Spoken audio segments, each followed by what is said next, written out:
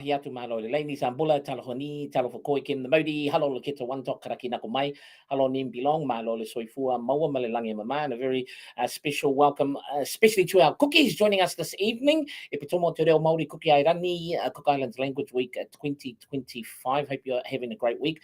I had a great week and a great day today eating at Tasu's. Brian Sangale, event specialist with episode 8 of our podcast Talanoa Moana, speaking and highlighting amazing stories within our Pasifika diaspora. Yay! And this evening, I am very blessed to be joined by the incredible Lee Akeli-Naniseni, who, along with her husband, Okiti, owners of Otara-based Vision Production NZ, along with other business entities which we'll touch on, crafting film, photo stories for everyone from local Pasifika families to corporate clients, grounded in their faith, and juggling life with 8 beautiful children. Husband and wife duo turn community spirit into compelling visuals. Marosoi Fua Lee, thank you for joining us this evening, dear. Thank you for having me today. Good. Now, husband Okiti can't join us, but between you both, I like this, the cultural breakdown firstly. So you are Samoan yes. and Okiti is Tongan, Fijian, Niuean. Yes. Now, would it be too much putting you on a Spotify? Do you know all the villages from across the different... No. Okay, but just to acknowledge. Just acknowledge. Yeah, Samoan, Tongan, Niuean, and Fijian. Fiji, Yeah, very good. So, firstly, tell us a little bit about yourselves in terms of business, because you've got Vision Production NZ, but all up, I think it's 4 businesses, 4 business entities that you currently run. That's incredible. Yeah. Let's start off there. Tell us a bit about that. Cool. So Vision Production is the main umbrella, and under Vision Production and within Vision Production we do videography, photography work, and underneath Vision we got King's Collection, which is our faith-inspired apparel line, and then we do Eden Inspired, which is our events sector. And we also are recent owners of a 360 Selfie Booth. So lots happening. Yeah, lots happening. So which was the first entity? Vision Production? Vision Production, yes. Yeah. How long ago did you and Okiti start that? So it started off as just community work. So we were working in the community at the time. So a lot of the growth and the background work started there. So we're only about a year and a half old, fully taking it on as a full business and us using that as our bread and butter.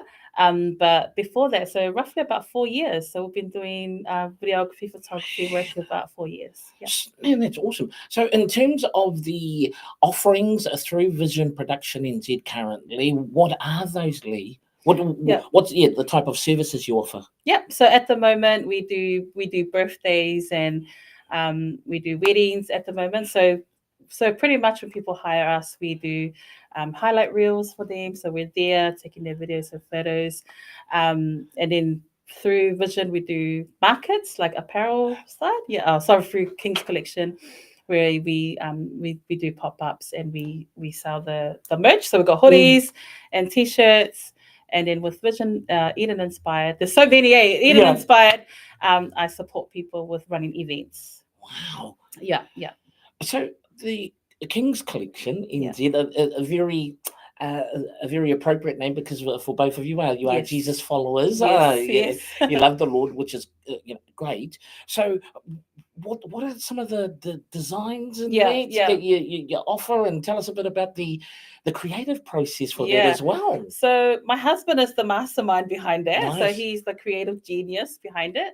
I just do all the admin stuff, all the light stuff. So he pretty much does the designing, but a lot of them are inspired by the journey that we've come through. So our main one that we've got is praise. So it was a season in our life where we had lost our baby, and so for us it was really important that we were founded in the house of the Lord, still giving him praise in that season. And so that was a really beautiful one for us. And we also named our son Judah. That was after our baby Eden, and that his name also means praise. And so so that was like our first one, and a lot of it is designed through what we've been through. So that's one. We also support churches when they've got their conferences or youth gigs as well. We support them as well. We do our own printing for King's Collection, but then we also do a printing for community and churches as well. So yeah. And then Eden inspired the events. What are some of the events that you're currently working on, or initiatives that you're currently working on through So Eden at Inspired? the moment with Eden Inspired, it's about 6 years old, 6 months old at the moment. So at the moment, we're just teaching people. So we're doing workshops coming up in September, where we teach people how to apply for event permits under Auckland Council. Because a lot of people, when they just see the the form or the contract or the criteria of Auckland Council, they just automatically write it off. They're like, oh, it's too hard, too much red tape. But we're kind of designed a class to make it easy for them to understand and support them. We also support them in the journey of a current event that they're doing or a new one that they're thinking of as well. So through these classes and workshops under Eden Inspired, we teach them how to apply for work permits. Yeah. And if that wasn't enough, then okay, let's go add another one. The 360 selfie. Yes. So that's booth. Just the recent one we've just picked up. Is it the one where you stand? You stand in the middle and it spins around. Yeah. So we just picked that up a couple of months ago, and we've added that as a package with the videography and photography for people that have birthdays and weddings and all that jazz. But yeah. It's quite strategic. If you're looking at all the four. Sorry. Like strategic in all those different areas, but it's hard enough.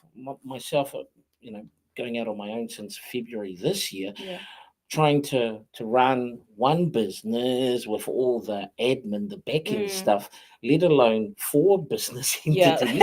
And to boot, you have 8 children between you. Yes. So the whole juggling, managing, navigating, how does that work? Because it's only you two. Do you have any other employees currently? No, it's just us two. Yeah. You can call the children employees. they're very much part of it, then, So, and that's a beautiful thing as well. Like my husband has really taught the kids how to print. He's taught them how to use the camera, because it's not just about us. It's about the legacy and like having something for them as well. So we tell them, you can have your dreams, you can go do what you want, but look at this. Like if you're in an off season, if it's rugby, if you're in an off season, pick up a camera, you know how to use it, go make extra money, do printing, go do that. So we've got all the resources, and it's they've been a huge blessing to the business, because they're free. We don't have to pay them. It's our vision of child labor. But I mean, that would be so good too, because it's one thing to encourage your children, but if they can see that mum and dad are out there walking the talk, then that gives them something to aspire to as well. Well, like owning your own business or being a business owner, it was never handed to us on a silver platter. It's not something you hear. Back in our days, our parents are like, go run your own business. It's always like, go to school, go study, go work for someone else, so it's very important for us to break that, and plus to have our kids part of all of that, has been awesome. And so we're all learning through through that journey of being business owners, but it's been good. Okay, let's look at wins, challenges and learnings as business owners for yourselves. So why don't we start with some of the wins being a business owner? I guess like for us, we never really thought how God could really take us in this industry. For us, it was like, oh, let's just give it a go, but not really take it into mind like how this can actually be like a business. Like this can be our bread and butter, because when we first started, we were still working full time, to supplement the business, and we came to a season where we felt like we actually had to come off work and put our all into this, and that's a huge leap of faith as well for anybody, and for even our generation as well, to come from what you've known and what you're secure in, to just be in a space of like, which is really beautiful, in a space of trusting in God, and to be that provision for us, those opportunities. So it's been awesome. But that's been the win for us, is being secure financially, because Nice. he's been so good to us Yeah. over the past few years. Yeah. What's been the biggest challenge in your business journey? Of course, personally with Eden, Yeah. and that, in terms of your business journey to date, what has been the biggest challenge for you both? I guess the challenge, I would say, there's quite a few in different areas. Yeah. I would say would be just being safe with what we put out, like being like trust in what we put out. Yeah. So because there's a lot of times we're like, we question, our price is too high, our price is too low. Do we give them a discount? Do we don't give them a discount? And so I think just us that's been a challenge for us that we talk a lot about, is the money side. Yeah. Because let's be real. Be real. That's Yeah. a major part of what we do. Of anybody, especially if you're a sole trader, if you're a new business owner, the numbers are important.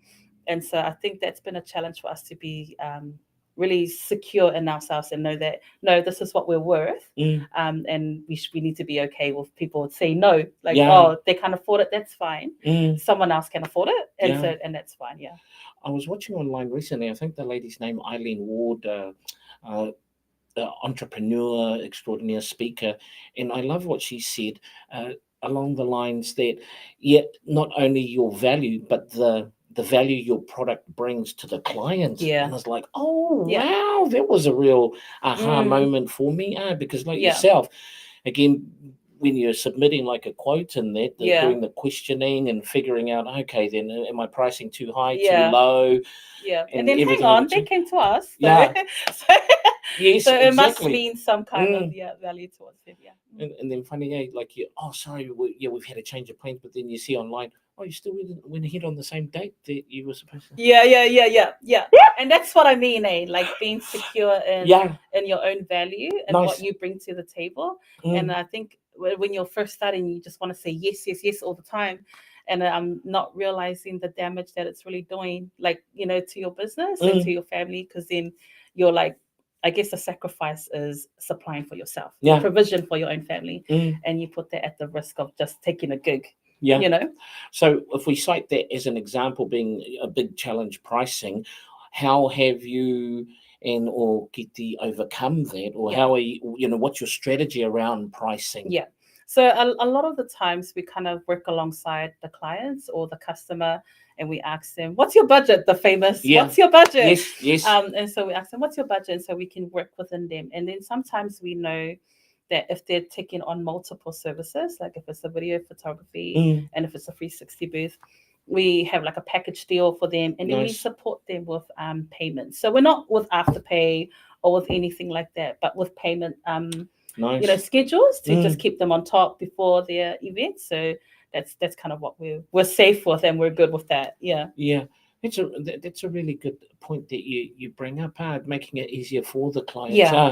That ultimately, like you say, coming down to budget and that, whether you can work together. One of the other things too, I think for myself, is like, okay, then I may do it at this rate, but if it's repeat business, you can. It can generate for a while, and that, like one client that I've emceed a number of gigs, I think it's going now over about 5 or 6 years, it's about 10 gigs altogether. So if you add that up collectively, it's like, wow, it's been real beneficial.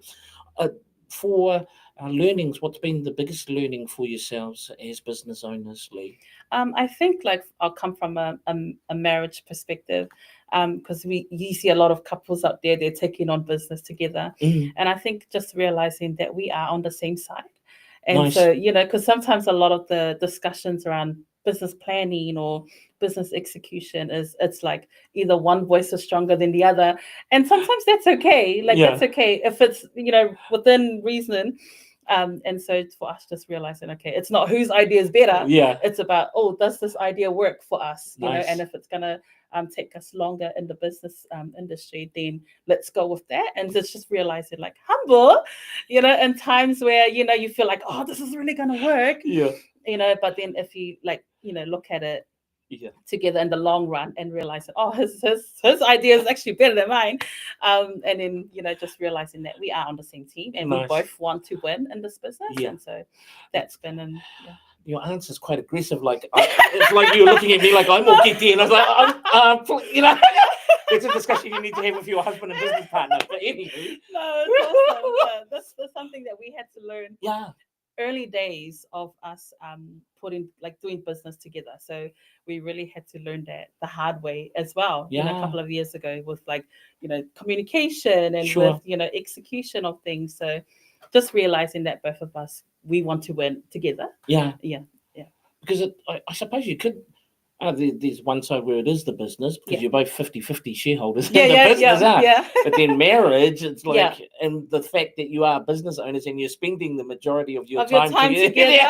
Yes.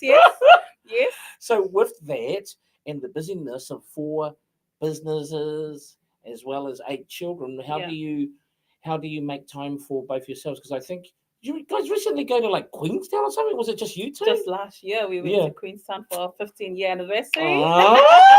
So business is good. So I think those kind of things is like intentional. You have to make time for each other. Because then otherwise, you're just burning out for others and not for yourselves. Come on. So I really feel like it's important for couples, if they're working together, make time for each other. And it could be like for us sometimes, it could be just going to drive through and we're sitting in the driveway eating without the kids, you know?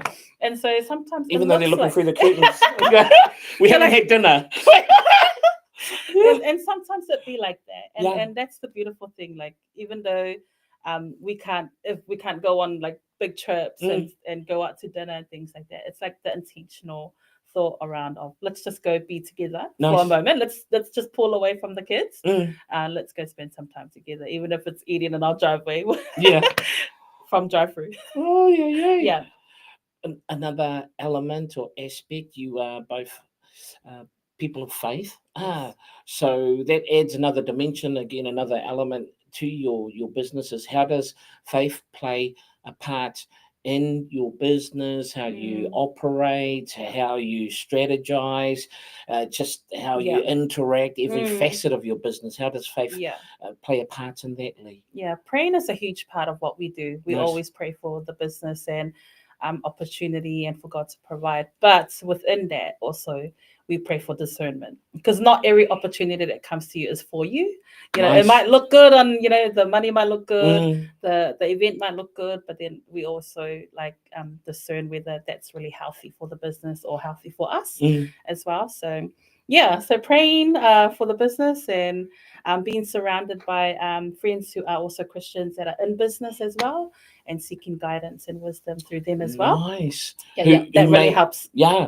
Wow. So regardless of what or where they are in their business journey, so very experienced and big business owners to startups too. Man, that's awesome. So for yourselves, if you look back at the whole starting of the journey, because a lot of people, they have ideas to start a business, but for whatever reason they just not taking that final step, that final leap of faith. For you and Okiti, can you pinpoint that aha moment, or this is it, this is the jumping off, the leap of faith for you? I think it will have to come to a time when we were in COVID. So we were at COVID times, and in that time we were faced with a lot of financial stress in that time. And my husband has always been into graphics. So he loved graphic design. He was in graphics. He studied graphics.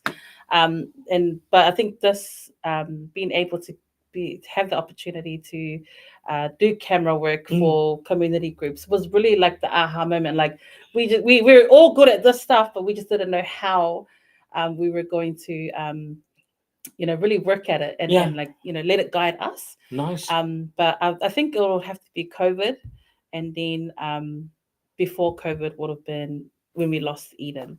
So for us, when we had Eden, she was the aha moment. Like this was God really coming to us and saying to us, hey, get it together.